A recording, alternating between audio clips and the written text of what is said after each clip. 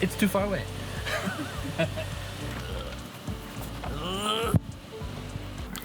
So you saw the scene of me pulling out the driveway, and the reason we were leaving was because we were going out to dinner. We were going to Moe's again, and I was excited to bring the camera because it was the first time I was taking it out in public. I was jonesing to make some content with it. I've always used my cell phone for outside shots. I kind of chickened out. I couldn't do it. We sat in the car and I was like, should I bring it? And I ended up not taking it, and then I ended up not using my phone because I didn't have anything to tripod it, and I didn't want to hold it out or anything. So it ended up being kind of a bummer. I chickened out. I wussed out. I didn't want to wuss out. I was really excited about the idea, but I got way too nervous about it and bailed out. And I think it was because I didn't know how to approach it. Because of that, I decided to do some research, and I thought I would share it here because there's lots of people that like to vlog, and it's a fun medium. But like me, I think a majority of people that start this are too scared to do it in public, and I wanted to know what were some suggested solutions. I didn't know offhand, so I just kind of winged it, and when I got to where we're going, I didn't know what to do, and I was too nervous to try anything. So one of the major tips I saw was keep moving. Don't sit in one place and record you sitting like I am right now, but this is my backyard. Most people in public are doing their own thing. They don't care what you're up to as long as they're maybe not in your video or you're not trained on them for too long. Let's say I'm sitting at a restaurant and this potted plant here is a person. Now they're going to get sick of me pointing my camera at them, and they're going to come over and ask me to either stop or what am I doing, and that might make me anxious. So when I go to set up the shot and I'm sitting in one place, I'll see them in the viewfinder here and go, I think I'll bail. But if you're moving in your vlog, then you take a camera, pop it up, say 2 sentences, put it down, move on. It's hard for them. It's snappy, and they can't. There's nobody's in frame for a long time, or they don't have the opportunity to react really.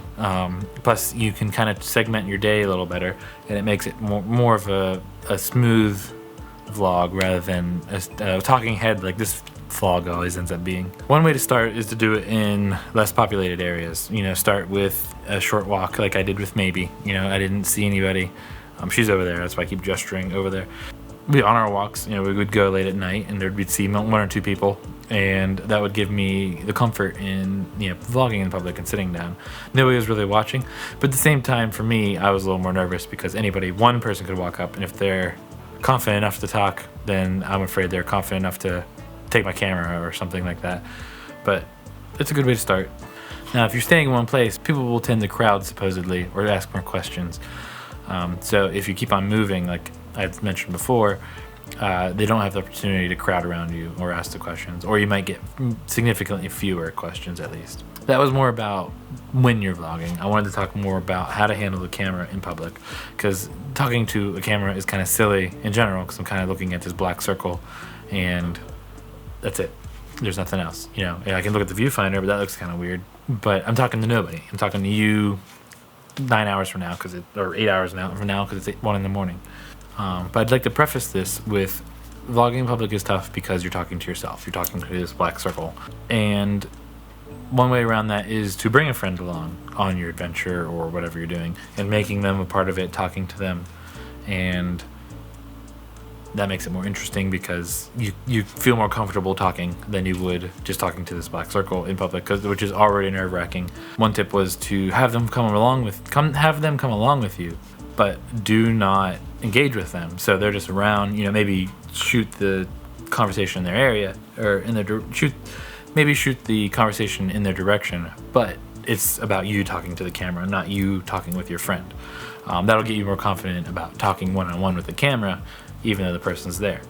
And after that, you kind of consider your camera like a family friend. So you look at it and you go, I'm talking to my aunt or my mom or my cousin on the other side.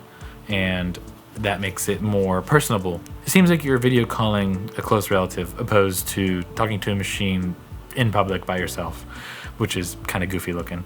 I saw one guy doing it up on the Overlook here in Pittsburgh, and he kind of looked silly and it was kind of goofy. But now I'm doing it, and on the other end, it's way worse.